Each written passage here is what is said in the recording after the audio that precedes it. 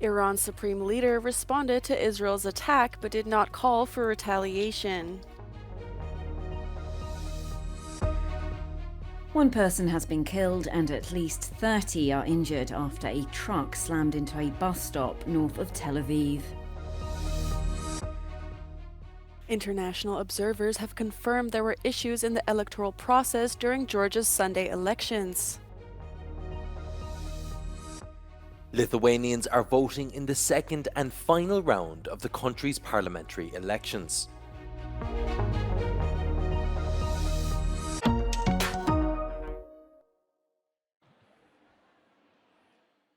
Iran's supreme leader, Ayatollah Ali Khamenei, stopped short of calling for retaliation following Israel's attack on his country. He said the attack must not be exaggerated but also not underplayed, and called on Iranian officials to decide how to respond in the interest of the nation and people. بایستی خطای محاسباتی رژیم صهیونیستی باید به هم بخوره. قدرت و توانایی و ابتکار و اراده ملت ایران رو هنوز درست نتوانستن بفهمن. این رو ما باید به اینها بفهمونیم.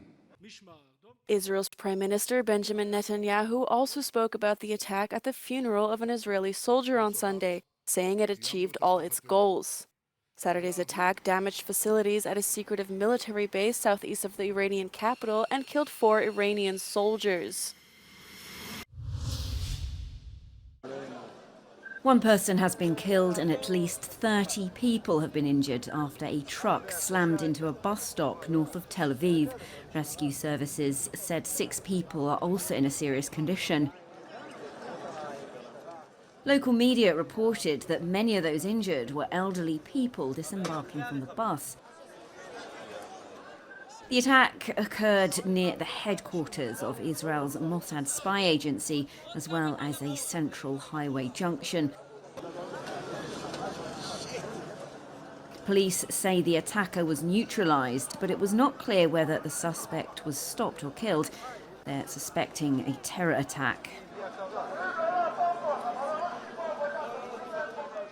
Tensions have soared since the outbreak of the war in Gaza, with Israel regularly carrying out raids in the occupied West Bank and attacks in Israel increasing as well.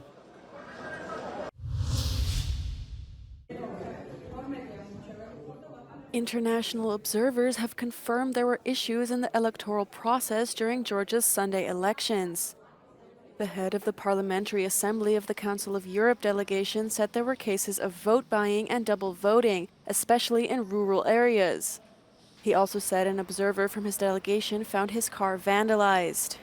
The presence of cameras of the ruling party in the polling stations and people in front of polling stations tracking and possibly controlling voters led widespread climate of pressure and party-organized intimidation and a feeling of Big Brother is watching you, as one of our observers depicted it. The Central Election Commission has completed counting votes, with the ruling Georgian Dream Party claiming a majority of nearly 54%. The 4 parties in the opposition Coalition for Change, which came second in the elections, are giving up their parliamentary mandates, according to the union's head.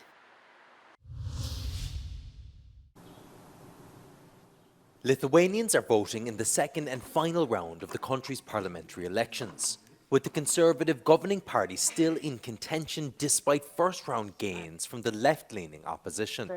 Strict COVID-19 measures during the pandemic, political scandals and an influx of migrants from neighbouring Belarus have hurt the popularity of the sitting government, which took office in 2020. The vote in Lithuania, which borders Russia to the west and Belarus to the east, comes at a time when Russia's war in Ukraine is fueling greater concerns about Moscow's intentions in the strategically important Baltic region. It will set the political tone in the nation for the next 4 years.